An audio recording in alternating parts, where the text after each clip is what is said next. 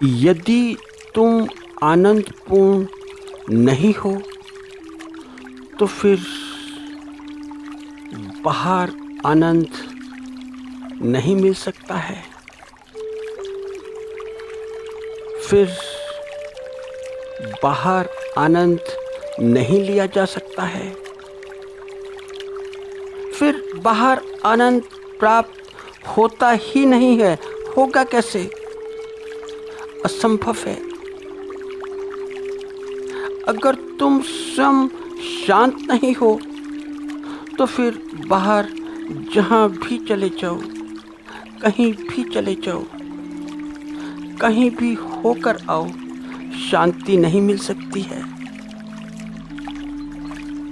और फिर तुम अगर अपने से ही खुश नहीं, अपने आपे से ही, अपनी स्थिति से ही, अपनी मनोस्थिति से, तो खुशी के लिए फिर बाहर मत निकल जाना, बाहर मत निकल पड़ना ऐसे कि खुशी कहीं बाहर मिल जाएगी,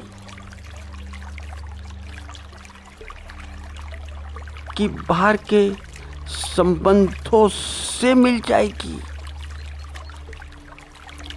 या किसी और बात से मिल जाएगी, या आजकल के आधुनिक उपकरणों से मिल जाएगी, या सुख सुविधाओं से मिल जाएगी, या धार्मिकता से मिल जाएगी। ये नहीं मिलेगी, ये कहीं भी नहीं मिलेगी। जानते हो, धार्मिकता इसलिए बोलता हूँ कि ठीक अर्थों में धार्मिक आदमी धर्म की बात भी नहीं करता, धर्म चर्चा भी नहीं करता, जो ठीक ठीक धार्मिक होता है, क्योंकि वह जहाँ है वहाँ पर उसका धर्म है। फिर धर्म का अर्थ होता ही क्या है?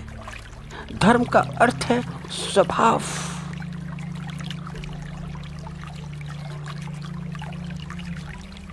धर्म का अर्थ है मूल स्वभाव, और स्वभाव है सच्चिदानंद।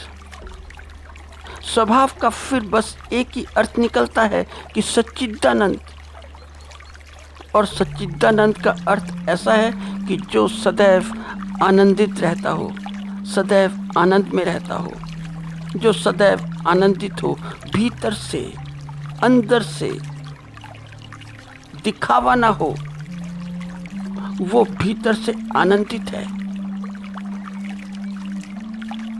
तो धर्म कोई ऐसी बात नहीं कि कोई रूखी सूखी बात हो, कोई बासा फूल हो, या कोई कठोर अनुशासन हो, मगर आनंद को, खुशी को, प्रसन्नता को बाहर ढूंढने जाओगे तो ढूंढते रह जाओगे। तो पहले तो आनंद मिलेगा ही नहीं। जो खुशी है नहीं मिलेगी, कैसे मिलेगी? और अगर थोड़ी बहुत देर के लिए मिल भी गई तो बड़ी क्षणिक होगी, बड़ी मोमेंटरी होगी, थोड़ी देर की होगी, थोड़ी देर के लिए होगी।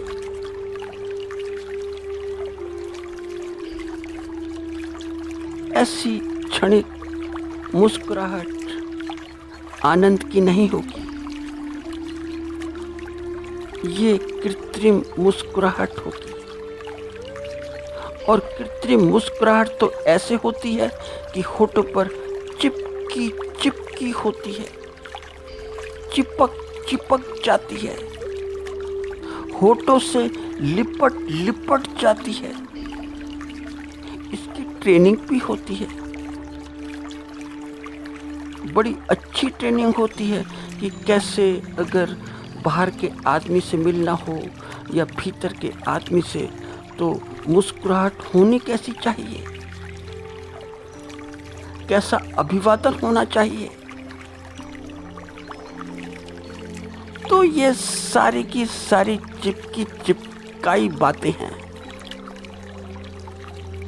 ऐसी चिपकी चिपकाई बातें हैं कि जैसे कि कोई फोटो के ऊपर स्टिकर चिपका देता है। स्टिकर वैसे ही फोटो के ऊपर मुस्कुराहट चिपक गई है। तो ऐसी मुस्कुराहट ओढ़ी हुई होती है। तो जो हमेशा मुस्कुराता रहता है, जागते भी और सोते भी, उसे देखकर ऐसे भ्रम में बिल्कुल मत आ जाना कि ये आदमी बड़ा सुखी है, बड़ा खुश है। यहाँ पर कोई भी खुश नहीं। और खुश क्यों नहीं? क्योंकि हम सब विपरीत ही करते हैं, अपोजिट करते हैं। और क्या करते हैं? यह करते हैं कि हम खुशी बाहर ढूंढते हैं, बाहर ही ढूंढने में लगे रहते हैं। अनवरत जीवन भर बाहर ही ढूंढते रहते हैं। तो एक बार को तो लगता है कि मिल गई, बार बार लगता है कि जैसे हाथ में खुशी आ ही गई, मगर खुशी हाथ में आने से पहले ही फिसल जाती है। क्योंकि जैसी खुशी चाहिए थी, सोची थी, वैसी नहीं मिली, कुछ दूसरी मिली। जैसे कि पत्नी से अकेले में कोई पूछे, उसकी सहेली, पति ना पूछे, तो जैसा हस्बैंड उसने चाहा था उसे वैसा नहीं मिला।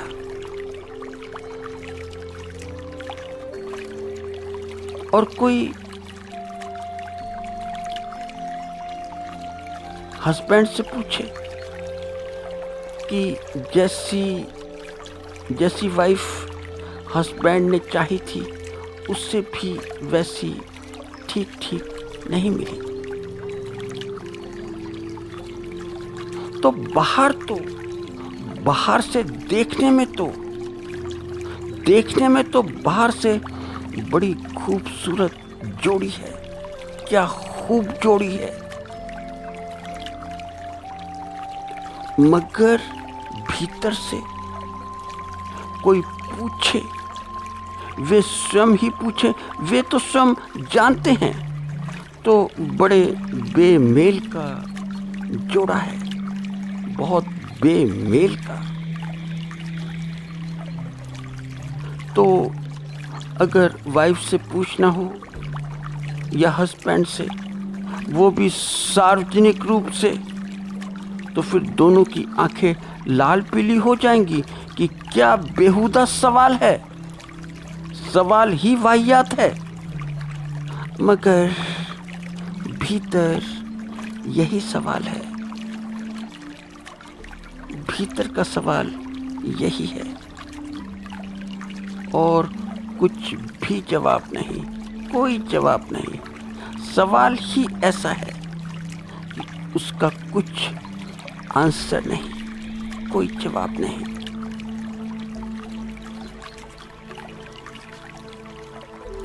तो मुझे एक बात याद आती है, वह भी जानी मानी एक्ट्रेस नीना गुप्ता की। उनसे पूछा गया कि आपको कोई क्या ऐसी खुशहाल शादी आपने देखी आज तक अपनी लाइफ में कि जो जहां पर खुशहाली हो। तो नीना ने मना कर दिया, इनकार कर दिया कि नहीं, मैंने ऐसी कोई शादी नहीं देखी। हैप्पी मैरिज,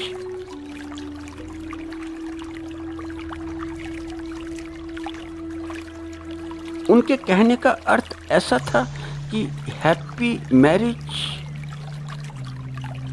शब्दों में तो है मगर जीवन में नहीं है।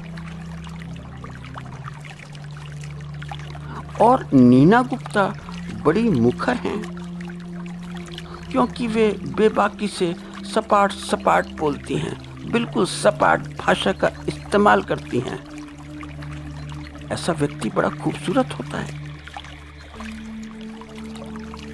और वो इतना सपाट बोलती हैं कि फिर वो बात, उनकी बात समाज को ठीक लगे तो भी ठीक, ना ठीक लगे तो भी ठीक, मगर ठीक ठीक बोलना है, सही सही बोलना है। तो कहीं पर था उनके इंटरव्यू में मैंने पढ़ा कि किसी अपने फ्रेंड को उन्होंने ऐसी ही राय दे दी कि शादी से बाहर निकल जाओ, बाहर आ जाओ। तो राय क्या दी, तो उनका तो बड़ा प्रतिरोध हो गया, बहुत बहुत प्रतिरोध हुआ। तो उनका कहना ठीक है, बात तो ठीक है, तो कथन तो बिल्कुल ठीक है, उचित है कि उन्होंने जितनी भी शादियां देखी, जितने भी विवाह देखे, वे सारी की सारी शादियां समझौतों से भरी पड़ी हैं, लबालब। वहां पर फिर समझौते ही समझौते हैं। तो मैंने ऐसा भी पढ़ा कि नीना गुप्ता ने अपनी एक सहेली को भी यही राय दी, क्योंकि सहेली ने बताया होगा उन्हें अपने पति के संबंध में कि मेरा पति ऐसा ऐसा है। तो नीना ने सुना होगा बहुत बहुत बार। तो नीना ने कहा होगा कि जब तेरा पति ऐसा है तो छोड़ दे, छोड़ने में क्या परेशानी है। मगर उनकी सहेली ने मना कर दिया कि ये हो ही नहीं सकता। तो बात तो सहेली की भी ठीक होनी चाहिए, ठीक ही है, क्योंकि पति को छोड़ा नहीं जा सकता। कैसे छोड़ा जा सकता है? क्योंकि पति को छोड़ने का अर्थ है कि सब कुछ छोड़ना। कि पति को छोड़ूंगी तो बहुत बहुत कुछ छूट जाएगा, तो मजबूरी है। पत्नी की मजबूरी है, सहेली की मजबूरी है।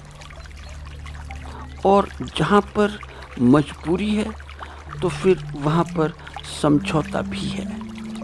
बात नीना गुप्ता की भी सच है। और याद रखना, जो आनंदित है वही आनंद दे सकता है।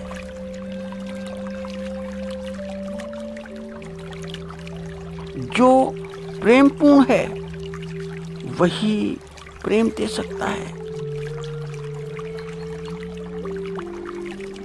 और जो शांत है वही शांति बिखेर सकता है। तो ऐसा आदमी या ऐसी स्त्री जो आनंदित हो, प्रेमपूर्ण हो, शांत हो, तो वो अपने लिए तो शुभ है ही, स्वयं के लिए, मगर वह दूसरे के लिए भी बहुत शुभ है, बहुत शुभ। क्योंकि जो पास में है वही बाहर दिया जाता है, वही बांटा जाता है। तो ध्यान का इतना सही मकसद है कि कैसे आनंदित रहा जा सकता है, और कोई मकसद नहीं कि तुम स्वयं के साथ आनंदित रह कैसे सकते हो। बस यही तो योग ध्यान का उद्देश्य है, और है क्या।